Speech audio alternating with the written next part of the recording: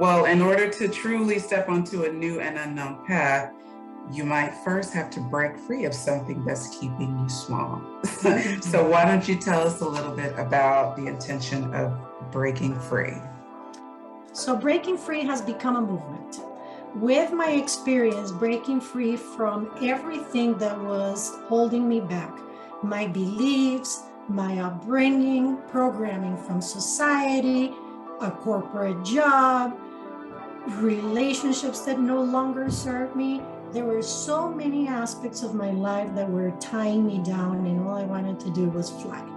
So with the process of me breaking free came up the concept of helping others break free, liberate themselves from whatever it is that they are allowing to keep them small, because you are the creator of your reality.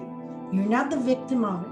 With every thought, with every belief, and with every action, you are creating your entire experience. That the educational system we needed to push so that we can get in that way. My belief, and a lot of us, is that now we need to pay attention to the next things. Don't stay in that one. The time that is spent to try to make the school system, which is a part of an entire other system that's connected to capitalism, to make that different.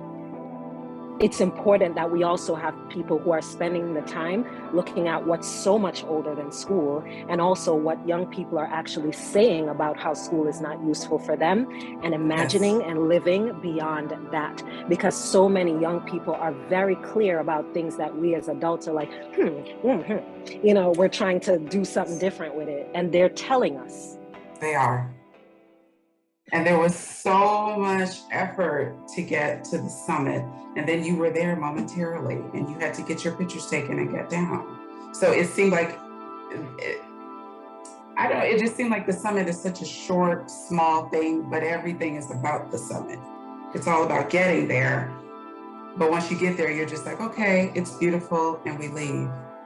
Yes, and then of course you learn very quickly that the summit's not the goal, and yes, it's round trip. And you know, and so I always say to people, you know, would you ever stop at mile 13.1 of a marathon and say, woohoo, you know, I'm halfway? Of course not. You're only halfway, and that's what a summit is. Two things that I just have to point out, you know, before we end, that I love. When you write the line, when you wrote, she gave me a little bell to warn off bears and pointed me in the direction of the local temple. I was like, did I read that right? To warn off bears, as in bears? Yeah. There's bears out there. I was like, what? And you just took the bell and said, okay, and walked out the door. I was like, okay, I have to ask her about that. People are reading the sun sign columns frantically. You know, astrology has been reduced. So how can you determine if you're using it as a crutch or a tool? I think that's a very good question. I think if you're just using it as a crutch, that suggests you're still in victim mode. Nice, Pam. Thank you, whoever just gave me that. We're all creating every moment of our lives, but most of us are creating unconsciously. So you learn this in 5th grade, that everything's energy, but energy is neutral. There's no bad energy or good energy. It's neutral, and it must have a direction. More expansive. Well, and you bring up a good point, because our bodies do tell us what energy we're in. Absolutely. And that's exactly what you said. If it is I call it the energy of fear, lack, and separation. If we're in that energy, it's very constricting, whether it's in our financial, spiritual, personal lives, careers, whatever it is, that will feel very restricting. We might feel it in our throat, we might feel it in our chest, in our stomach, even in our legs. It just depends on the person. If we are in that energy of love, abundance, and peace, it feels expansive. Absolutely. Why do we put ourselves in boxes? Because it feels safe, because it's the known. You know, I think people are afraid of the unknown, and that creates blocks. I mean, it is so crazy to me that a scientist could say, you're not allowed to ask that research question. Like, that's so completely against science's goal, right? The whole total antithesis. So, I mean, there should be no question that we can't ask.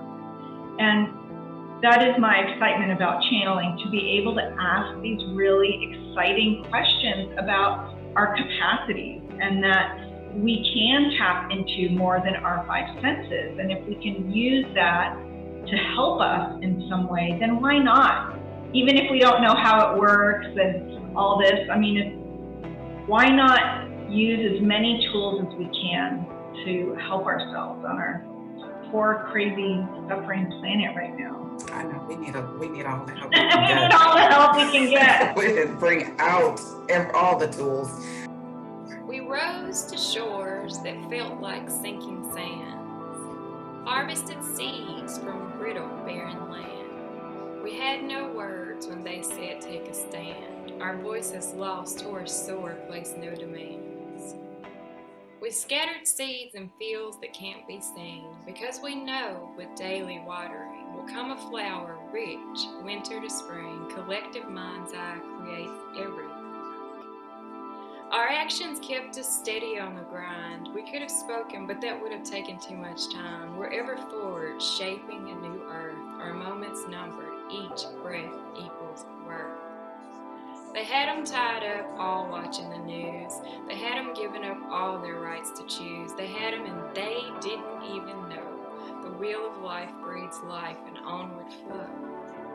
Collective mind's eye must be center stage to halt a juggernaut of multi-centuries rage. Collective mind's eye, man against machine. Collective mind's eye creates everything. I love that poem. And you sound exactly like you did in the audiobook. Like